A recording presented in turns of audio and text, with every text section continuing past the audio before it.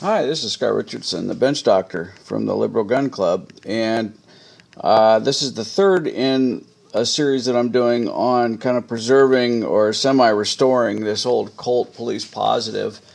The first video, I just kind of did an overview of why I'm doing what I'm doing and explaining, the reasons and where I got the gun and things like that. And then last video was taking this gun apart and removing all of the lock work and getting it ready to start the preservation process or the semi-restoration. When I say restoration, it's not going to be completely factory new and look, brand new. It's going to be re-blued using a rust bluing process to once again protect the metal and make it look as even and nice as I can. This gun has some pitting and quite a bit of damage, and the last video I tried to remove this little screw down in here that holds this cylinder lock. I didn't want to damage the screw or potentially break the post off, so I'm going to leave it. There's no reason to battle it any further. That spring looks to be in good shape and it's functioning fine. So rather than risk damaging the gun or losing something, I'm just going to leave it. But these are all the parts I intend to re-blue because they're all external to the gun and will be seen by the user in some point. This piece is still in pretty decent shape, but I want the bluing to all match on all the pieces. So unfortunately I need to remove the bluing that's on this piece and get it all prepped. So today I thought I'd go over the steps and show you a little bit about how I do it. There are a lot of methods and there are people that are a lot better at this than I am. I don't claim to be an expert, but this is what I do on some older guns that I want to keep running. And if you'll go to the Liberal Gun Club's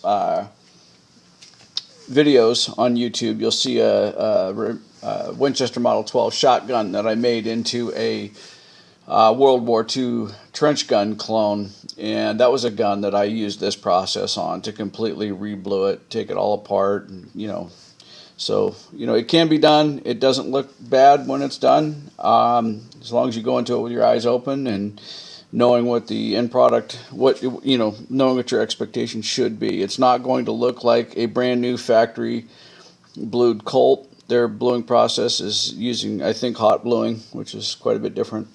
So anyway, to get started, the first thing I do is I just take a can of naphtha.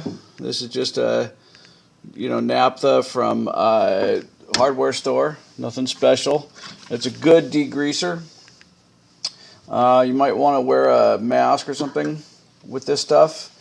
And it does have a smell to it.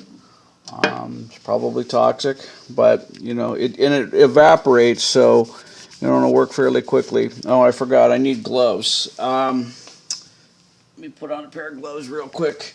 Gloves for a couple of reasons. One, to protect your fingers, and two, to keep your finger oils from getting all over the cleaned metal. Your fingers will leave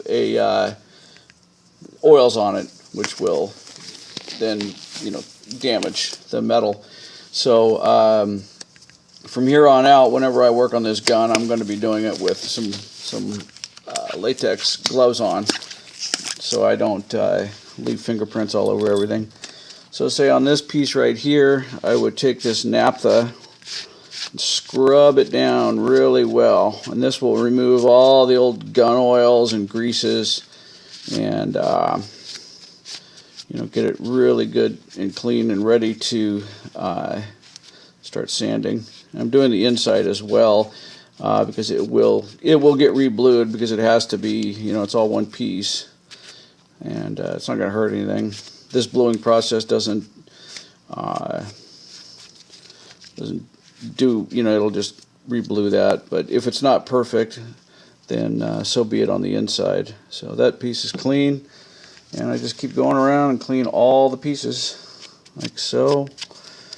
Get all the rust, or not rust, but oils and grease off, which is pretty important. At this stage, what it will do is clog up your sandpaper, your sanding medium, and so that's why I'm doing it now. You do it again multiple times throughout the process and especially you're going to do it very thoroughly before you put it in the water to begin the rust blowing stage of this, because you do not want any kind of residual oil on this when it goes into the water, because what you're going to do is boil it and it will it'll rust. Here where I live in Oregon, the air is fairly moist this time of year, so we'll put the rust blowing solution on there and just leave it overnight, and it will be a even shade of orange, orange or red rust. It'll look like almost like leather, like a suede. And then from there we boil it, and that converts that red rust to a black oxide. And then from there we then card that off, and I'll show you all of that in the next video when I get this all prepped. That's all clean. So I'll do the frame separate, since that's going to take a little while to get with naphtha, but I'll explain what's going to happen now. These parts all need further work, but we'll start with the cylinder here. It's a good piece. So from here it's been degreased. Now we need to get all this rust. Sorry about the wobbly camera. I'm working on a new camera audio video solution, but it's not ready yet. You'll see all this rust down in here and this pitting. I'm going to try to sand it as much as I can to get that pitting out, but it's never going to be super smooth again, because somebody let this get away from them. So I have a few tools I'd like to show you that help in this process quite a bit. These are some sanding blocks. You can wrap your sandpaper around these edges, and it helps you get into tight places that you can't get with regular sandpaper. To do the radius of the barrel, I can put my sandpaper in here, and I can use it to sand that barrel very evenly. And that will prevent uneven pressure pushing down, bearing down on these roll marks and such, and it will help preserve them. But I don't know if you can see that. Somebody has grabbed this barrel at some point with a pair of jawed pliers or something. So we're going to try to, sometimes on something like this isn't very deep, but you might take a set of jeweler's files, and you might just lightly file that mark out and then sand it, and it will disappear if you go very carefully. But these kind of blocks are really handy for this kind of thing. I have a whole set of them. I got them at a woodworking store. They're also used for sanding wood, but I really like them for sanding these radiuses and getting into hard places. This is an abrasive kind of like sanding block. These are helpful too, especially on a piece like this, which is very flat, and we want to keep it flat because we want to try to preserve the edges on this prancing horse. And we don't want uneven pressure, because it will round off these edges as we go. So this works really well for that. And I wouldn't get anything heavier than a 320 grit, and this is probably 220, so it's a little bit fine, but 320, and you sand, and you see it's already a little bit cleaner. So these are handy to have. This is a little heavier grit. It's not quite as rigid though. It's almost like a sponge. So this will put uneven pressure on while you're sanding. So this is more to get into tight spaces on things that you can't get by hand. Here's the sandpapers I'm using. This is what I have. I prefer to use a wet dry paper like this. This black oxide. This stuff works really, really well. This is 320 grit. This is what I'm going to finish the sanding with. This is what I begin with, is 220. 220 cuts really well through the rust and corrosion. And then I'll finish with 320. and get all of the sanding marks, file marks, any work that I've done. This will finish that off. And then this will also, what's nice about 320 is that it won't damage the roll marks that I want to try to preserve.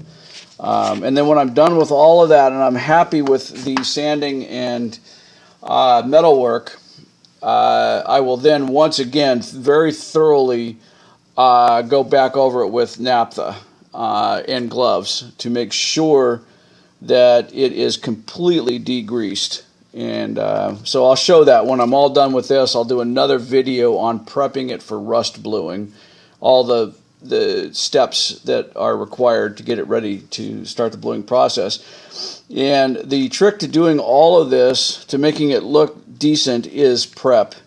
You know, you're going to spend a lot of time sanding and degreasing. Prep work will make a really nice looking finished product. But if you cut corners or get impatient with any of these steps, it will show in the final product. Any little bit of thumbprint without gloves will show up. Any missed sanding will show up. So take your time. This isn't a one-day overnight process. This is going to take a good solid week to get this prepped and ready to start the bluing process. And we're probably going to have to blue it 4 or 5 times to get the deep shade of color that I want, to try to match as close as I can the factory original, which is here. This is a little bit worn, but it's still in pretty good shape. So I want it to be this color of black. That's what I'm going for, as close as I can get to that. And that takes several baths in the hot water and bluing solution. The bluing solution I use is from Brownells, and I'll show you a picture of that. This is called Brownells Classic Rust Blue.